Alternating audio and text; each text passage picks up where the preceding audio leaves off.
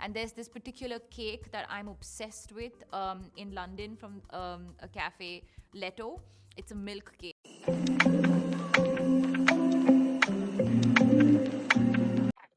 तो आलिया भट्टे કીધું હા મિલ્ક કેક એની ફેવરેટ છે લંડનની કેફે લેટોની તો આપણે તો ટ્રાય કરવી જ જોઈએ તો મતલબ મોડું યુકેમાં 1.5 વર્ષથી રહું છું ને આજે જાઉં પણ એકચ્યુઅલીમાં ટાઈમ નહોતો મળ્યો તો ફાઇનલી ટાઈમ કાઢીને આજે આપણે જઈ રહ્યા છીએ કેફે લેટો આલિયા ભટ્ટની ફેવરેટ મિલ્ક કેક ખાવા માટે તો let's go with me and બધાને ગુડ મોર્નિંગ જય શ્રી કૃષ્ણ તો કેફે લેટો છે ને એ ટોટનમ કોર્ટ રોડથી 10 મિનિટનું વોકિંગ છે તો અત્યારે હું સેન્ટ્રલ લાઇનમાં જાઉં છું કેમ કે અમારે સેન્ટ્રલ લાઇન આવે છે તો ટોટનમ કોર્ટ રોડ 10 મિનિટનું વોકિંગ છે તો ત્યાંથી આપણે જઈએ ઓકે તો લેટ્સ ગો વિથ મી અને વિડીયોને લાસ્ટ સુધી જોજો કે રિવ્યુ જોવા માટે કે એકચ્યુઅલીમાં આલિયા ભટ્ટની ફેવરેટ કે કેટલી સારી છે અને એની શું પ્રાઇસ છે ઓકે લેટ્સ ગો અને રસ્તામાં આપણને વચ્ચે આવો ગોંડિયો મળી ગયો જે ગીત વગાડતો હતો અને આ વિડીયોમાં તો એટલો પવન છે ને કે હું બોલતી હતી કાંઈ સંભળાતું જ નહોતું પણ એકચ્યુઅલી મેં એવું કહું કે ટોટનમ કોર્ટ રોડથી આપણે સ્ટ્રીટ જવાનું છે ત્યાંથી સીધું સીધું આવશે તો હું એમ જ કહેતી હતી કે લેટ્સ ગો વિથ મી તો તમે સીધા સીધા હાલ્યા જાઓ આ જાઉં ગાડીને કોઈ હાલી જ જાઉં પણ કેટલો પવન હતો અવાજ જ નહોતો સંભળાતો એટલે તમે પ્રાઇમાક જો પ્રાઇમાક દેખાય છે ને તો ત્યાંથી તમે સીધા સીધા હાલ્યા જાઓ ને એટલે મળશે અને આ રિચ્યુઅલ્સ લખેલું એક દુકાન છે સીધા હાલ્યા જાઓ ને ત્યાંથી તમારે લેફ્ટ લેવાનું છે આ ગલીમાં આ ભાઈએ હાય કહી દીધું તો પછી સીધા સીધા અમે હાલ્યા ગયા ને આ કેફે લેટો આપણું પોગી ગયું ફાઇનલી અને ત્યાં જોયું ને તો ખબર પડી આ તો આટલી બધી લાંબી લાઈન છે બોલો કેક ખાવા હાટું એ જ કેક ખાવા હાટું આટલી બધી લાંબી લાઈન હતી અને જો હાય રે આપણી ફેમસ આલિયા ભટ્ટની મિલ્ક કેક અને પહેલાં બીજી બધી જોઈ લ્યો પછી બતાવું આ બધું એનું મેનું ફેનું બધું શણગારેલું હતું ઓવરઓલ સારું હતું અને ફાઇનલી આ રહી મિલ્ક કેક આ એક જ જોઈને મારું તો દિલ દુખી ગયું કે પતી ગઈ કે હું તો મેં તો બહુ અપસેટ થઈ ગઈ હતી પછી તો મેં હું વાત કરી ઓલા રે ને આ નામ જોઈ લો બાય ધ વે તમે એ નામ છે તો મને ઘડી ખાવું ઉદાસી થઈ ગઈ કે કેક પતી ગઈ કે હું પછી તોય અમે અંદર ગયા ત્યાં જોવા મળી ગઈ કે આ તો પાછી નવી ડીશ આવી ગઈ આ લોકોને આ જ તે વધારે જાતી હતી બોલો તે એ લોકો પાછી નવી પ્લેટ લાવ્યા વિચાર કરો કેટલી જાતી છે અને આ જોઈ લો વેલેન્ટાઇન હાટું એ લોકોએ આ કાંઈ કેક બનાવી છે આ નકરી કેક જ મળે આ બધી ઓલા કપલિયા લવરિયા હાટું બધી હતી પણ તોય મને તો ગમી એટલે મેં તો વિડીયો ઉતારી લીધો આ લોકો પાસે વેરાયટીવાળી કેકો હતી બધી ભાઈની જોઈ લો તો પછી મેં ઓર્ડર કરવાનું વિચારતી હતી તે મેં એનું મેનુ જોયું આમાં એનો અવાજ કાંઈ સંભળાતો નહોતો એટલો અવાજ હાલતો હતો પણ મેં હતી બહુ એક્સાઇટેડ એ જ કહેવા માગતી હતી અને તો ફાઇનલી આપણે ઓર્ડર કરવી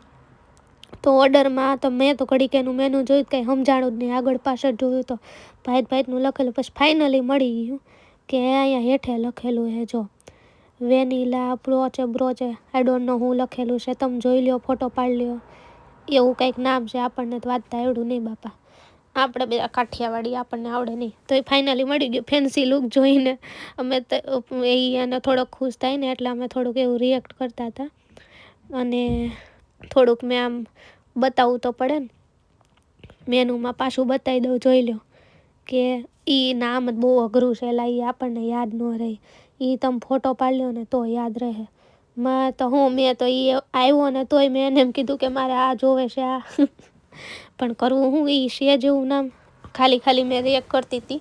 આના મારા એક્સપ્રેશનને ઇગ્નોર કરજો કેમ કે વોઇસ એટલો એને એટલા જોરથી ગીત વાગતા હતા ને પણ બેકગ્રાઉન્ડ હતું સારું આમ મને મજા આવી ગઈ એવું બેકગ્રાઉન્ડ હતું તો ફાઇનલી ઓર્ડર કરી અને કેક જો મળી ગઈ અને કેક મળ્યા પછીની મારી ખુશી તો તમે જોઈ જ શકો છો આમ ઓવરઓલ એટલી ખુશ થઈ ગઈ હતી ને કે ફાઇનલી કેક મને મળી ગઈ પછી તો હું થોડાક ધતીંગ તો કરવા પડે ને નખરાત કરવા પડે ને આમ 10 પાઉન્ડની કેક એટલે 1000 રૂપિયાની કેક એક જરીકમ થૂપીશ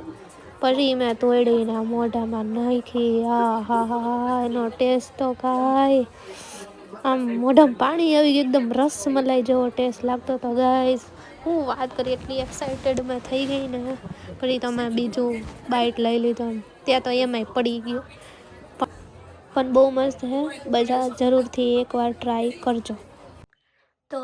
ફાઇનલી આજે મેં આલિયા ભટ્ટની ફેમસ ચીઝ કેક ટ્રાય કરી, મિલ્ક ચીઝ કેક. એન્ડ એ હે ને એનો ટેસ્ટ આમ લાઈક કેવો કહેવાય, હા, રસમલાઈ જેવો લાગતો હતો. તો જેને રસમલાઈ ભાવતી હોય ને એને ખાવું જોઈએ. એમ થોડુંક ખાય ત્યાં સારું લાગે, પછી એમ થોડુંક વધારે ખાય ને તો પછી ન ભાવે. એટલે મને તો જો કે બહુ ભાવી, સારી હતી એમ તો. પણ બિલ જોયું ને તો મારો મગજનો એ હલી ગયો થોડો. એકચ્યુઅલી એમાં હે ને એ કેક હતી 9.80 પાઉન્ડની, બરાબર. પછી એમાં એણે સર્વિસ ચાર્જ કંઈક 250 કેવો લગાડ્યો.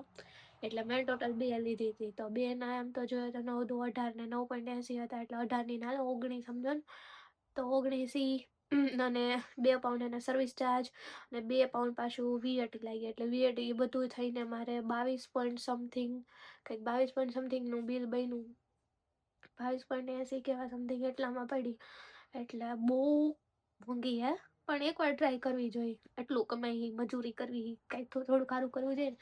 એટલે એકવાર ટ્રાય કરાય. અને એક જ લેજો, હું તો કહું, એકથી વધારે તમે ખાઈ નહીં શકો, કેમ કે એ બહુ ગળી આવે. કે લાઈક સિમિલર રસમલાઈ જેવો ટેસ્ટ લાગે. એટલે યાર ટ્રાય કરવી જોઈએ. અને બાકી એડ્રેસ ને પોસ્ટકોડ જોઈતો હોય તો હું ડિસ્ક્રિપ્શનમાં નાખી દઈશ. તો વિડીયોને લાઈક કરજો, શેર કરજો અને સબસ્ક્રાઈબ કરવાનું ભૂલતા નહીં. બહુ મહેનતથી વિડીયો બનાવો, હું તો થોડુંક લાઈક તો કરવો જોઈએ ને. ઓકે, તો પાછા નેક્સ્ટ વ્લોગમાં મળીશું. અમારા નેક્સ્ટ વ્લોગમાં હે ને મેં મેકડીમાં હમણાં જે ટ્રેનિંગ ફ્રેન્ડ્સ મેલડી હાલે છે ને એનો વ્લોગ બનાવ્યો હે. શોર્ટ વ્લોગ છે એકચ્યુઅલીમાં. થોડોક અવાજ ઓલો થઈ ગયો, તબિયત નથી સારી એટલે એ શોર્ટ વ્લોગ બનાવ્યો હોય. તો નેક્સ્ટ વ્લોગ એ આવશે, પણ પહેલાં આ વ્લોગને લાઈક કરજો, શેર કરજો અને સબસ્ક્રાઈબ કરજો. Okay, Tata, bye bye, good night, જય શ્રી કૃષ્ણ.